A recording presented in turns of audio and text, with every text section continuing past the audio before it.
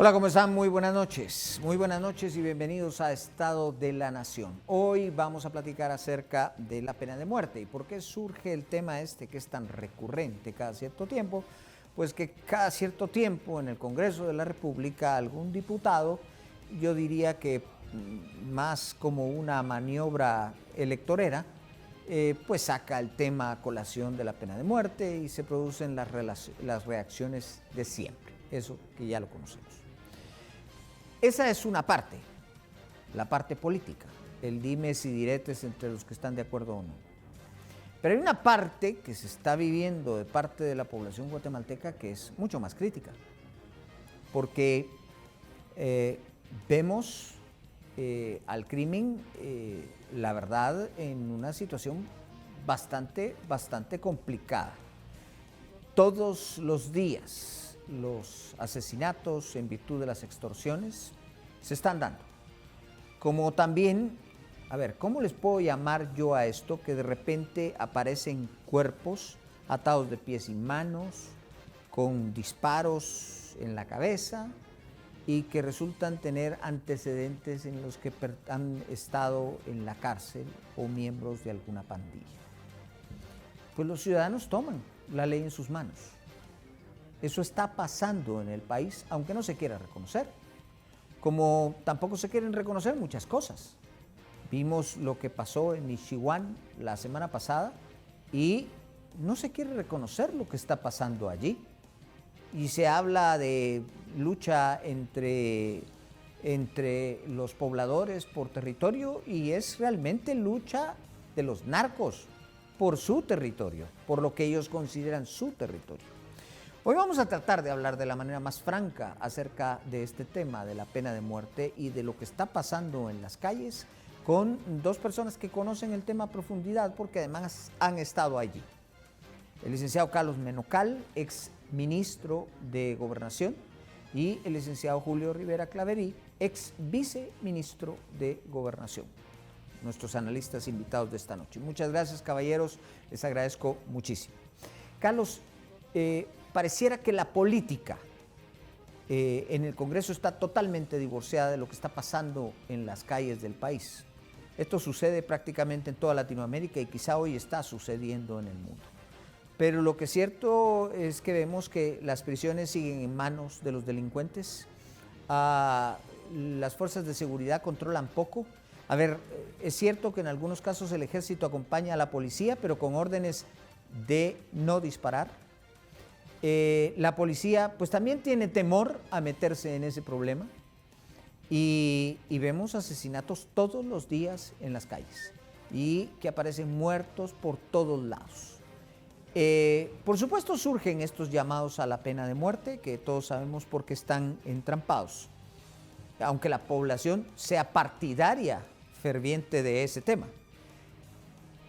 ¿Qué puede hacerse en circunstancias como estas? Bueno, mucho gusto, es un placer saludarlo, José Eduardo, y al licenciado Rivera Clavería también. Definitivamente yo coincido con usted, el tema de la pena de muerte ha sido muy recurrente, utilizado por los políticos, particularmente por aquellos que tienen intereses partidarios y que definitivamente están a las puertas de una campaña electoral. No solo es en el Congreso de la República, sino también ya hay algunas figuras que aspiran a la primera magistratura del país que hablan sobre la posibilidad de la pena de muerte. Definitivamente la pena de muerte no es un disuasivo, ya está comprobado en distintos países del mundo que no reaccionan, no es un disuasivo. Acá es que hay una debilidad institucional recurrente en los últimos 4 años, particularmente en los gobiernos de Jimmy Morales y en el actual gobierno, donde se está debilitando la posibilidad de investigación criminal de la policía y del público. Y tampoco hay una asignación de recursos para las criminales y para la sección de delitos contra la vida, que quizá es el delito más importante y el más lamentable que está ocurriendo en el país porque se está incrementando. Uno, mejorar la investigación. Dos, es mejorar la persecución penal y la desarticulación de grupos criminales que se dedican a los asesinatos a sueldo y al sicariato. Y lo más importante es mejorar la comunidad de inteligencia del Estado, que procure tener escenarios importantes y tener escenarios claros para establecer qué delitos y en qué momento y dónde están ocurriendo. Para regresar a la pena de muerte, Guatemala tendría que renunciar a todos los pactos internacionales que ha suscrito en materia de respeto a derechos humanos y, digamos, si alguien ya una vez renunciando, alguna persona está siendo procesada bajo ese concepto barato, pasarán 7, 8 años para que pueda aplicársele la pena capital a un privado de libertad, porque goza de todos los procesos penales y todo el derecho procesal penal que llega hasta la Corte de Constitucionalidad. Así que no es de la noche a la mañana que se puede aplicar una sentencia de esa naturaleza. Licenciado Rivera, pues ese es el panorama político que se vive, pero los políticos ya no tienen mucho tiempo. Yo veo cada vez crecientes llamamientos de la gente, viendo el ejemplo que está dando Bukele en el país. No digo que esté aplicando la pena de muerte, pero obviamente está transgrediendo cualquier tipo de pacto. La gente está harta de los pactos, justamente, de los tratados internacionales en ese sentido, y gobernantes, así como Bukele, ganan popularidad y están ganando popularidad todo el tiempo. Y repito, no es que esté aplicando la pena de muerte, pero evidentemente lo que está haciendo pues transgrede también esos pactos. Entonces, si no es la pena de muerte, entonces, ¿qué es, licenciado Rivera? Muy buenas tardes, licenciado Valdizán. Buenas tardes, licenciado Menocal, y a todos los amigos de Estado de la Nación. Vea, yo quiero creer que efectivamente uno de los graves problemas que está enfrentando las sociedades, especialmente en Latinoamérica, es un incremento de la criminalidad, producto hoy ya no de la delincuencia común, sino de las estructuras criminales que merecen un tratamiento distinto. Y uno de los graves problemas que hemos tenido durante muchísimos años es que no hay un trabajo sostenido en el tiempo,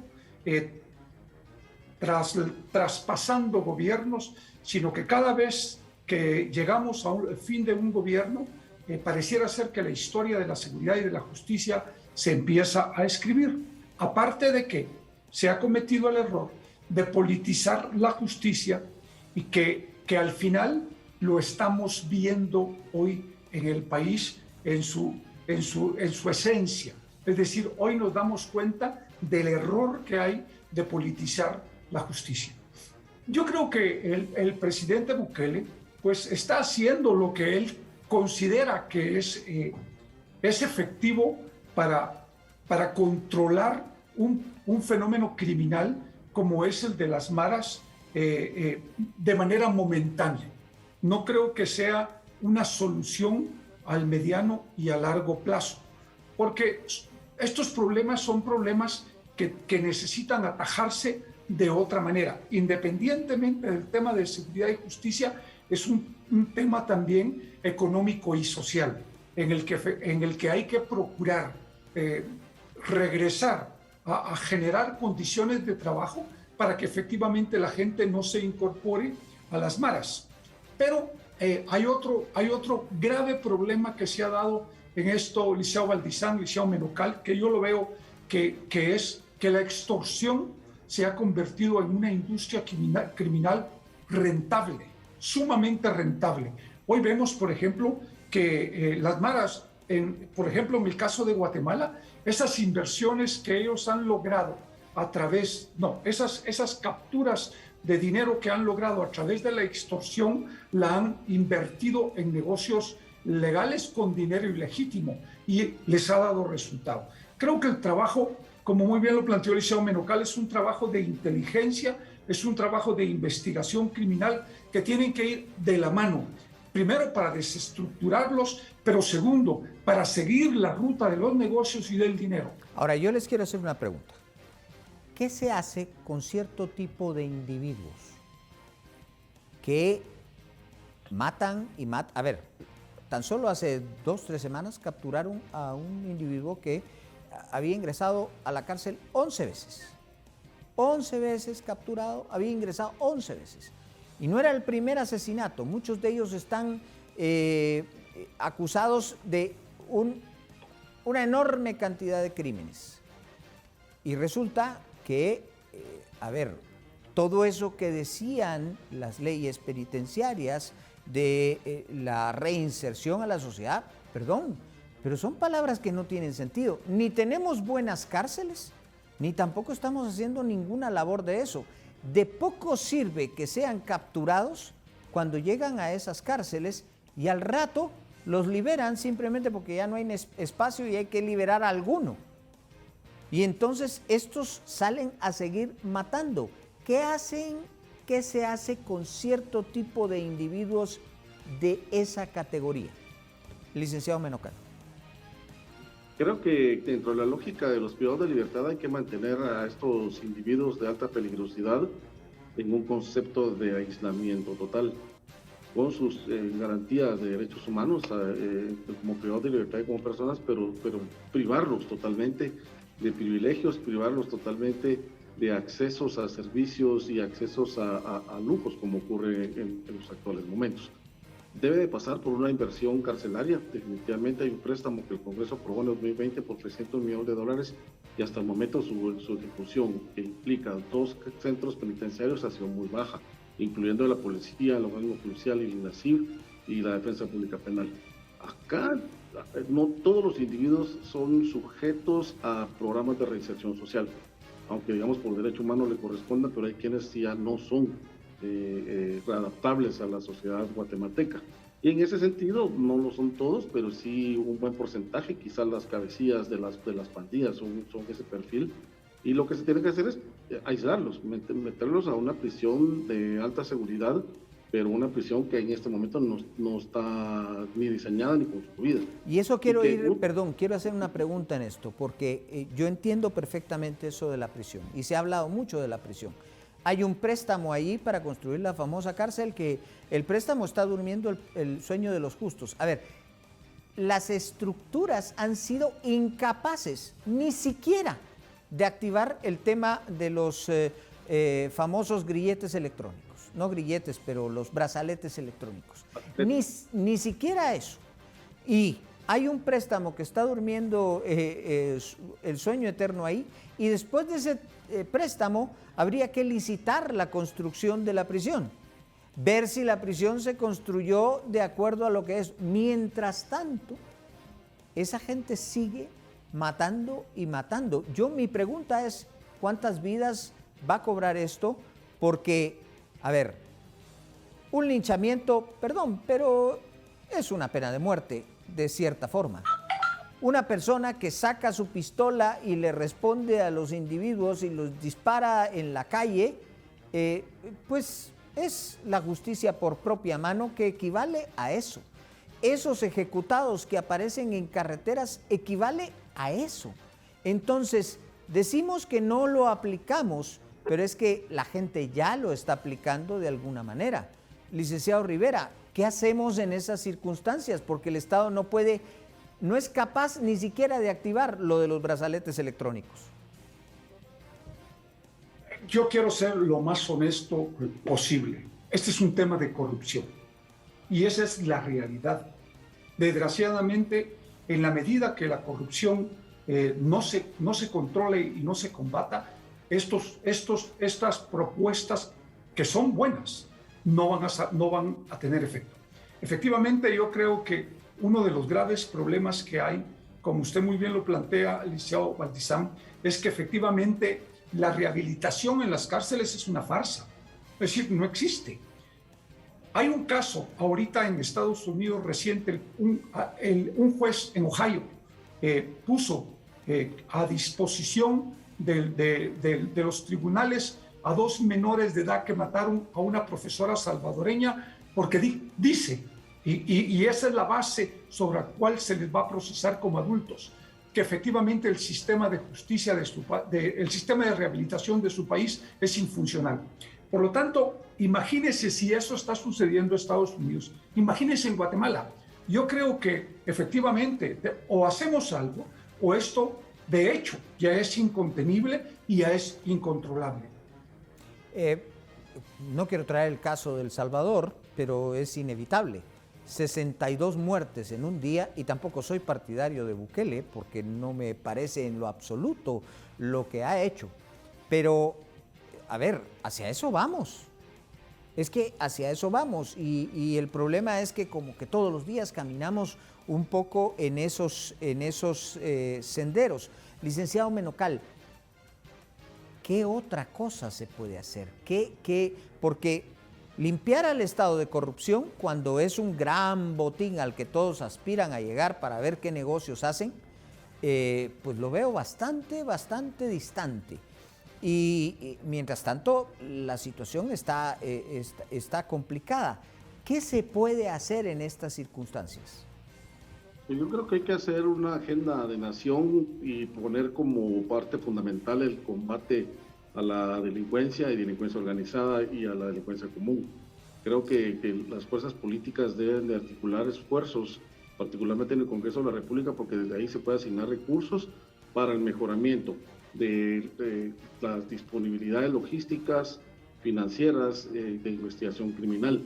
Y definitivamente se tiene que ampliar el número de investigadores. Mire, José Eduardo, sepa usted, por ejemplo, el año pasado asesoré la Comisión de Reforma al Sector Justicia del Congreso y se logró establecer en los procesos de fiscalizaciones que hay por lo menos 4.500 agentes de investigación criminal para más de 300.000 casos de denuncias penales que se conocen al año. ¿Qué implica? ¿Qué dice ese dato? Es que el Estado, el gobierno, tiene que mejorar para promover más investigadores, métodos de investigación criminal, inteligencia del Estado, que implica la inteligencia militar, estratégica y civil, y apostarle y poner en la agenda nacional el tema de la seguridad ciudadana. En este momento eso no está ocurriendo. ¿Por qué? Porque usted lo ha explicado muy bien. Este préstamo por $300 millones, sepan, licenciado Valdizón y licenciado Rivera Clavería, que por ejemplo ya se empezó a pagar, pero aún no se ha empezado a ejecutar de manera efectiva. Y estamos hablando que ahí no solo hay para fortalecimiento de justicia, sino también para centros carcelarios. Lo que hay que hacer es que definitivamente el gobierno tiene que poner una apuesta, tiene que poner una agenda importante, como lo está haciendo Bukele con sus errores y sus virtudes, pero el presidente salvadoreño le está apostando a una agenda de seguridad ciudadana y está utilizando todos los aparatos coercitivos del Estado, está utilizando el instrumento de la ley, modificó algunas leyes en el Congreso de la República y pues en buena medida está apostando. Yo coincido con el licenciado Rivera, esto es transitorio, porque definitivamente aquí lo que hay que hacer en el mediano y largo plazo es mejorar las condiciones de inequidad, ¿verdad? Mejorar la falta de oportunidades, y totalmente convencido en que en la medida que no se invierta en prevención de violencia y en oportunidad para juventud, en cultura, arte, deporte, academia, educación, formación, salud, en esa medida no vamos a lograr que cada día más un ejército de muchachos de miles se incorporen a las pandillas. Por un lado hay que mejorar la cuestión coercitiva, la investigación criminal, desarticular estructuras criminales de pandillas, de narcos, de sicarios, de lo que sea, y por otro lado también hay que invertir en cuestiones sociales. Vamos a hacer una pausa, pero regresamos con nuestros entrevistados. Tengo una pregunta para ambos en el momento en que regresemos.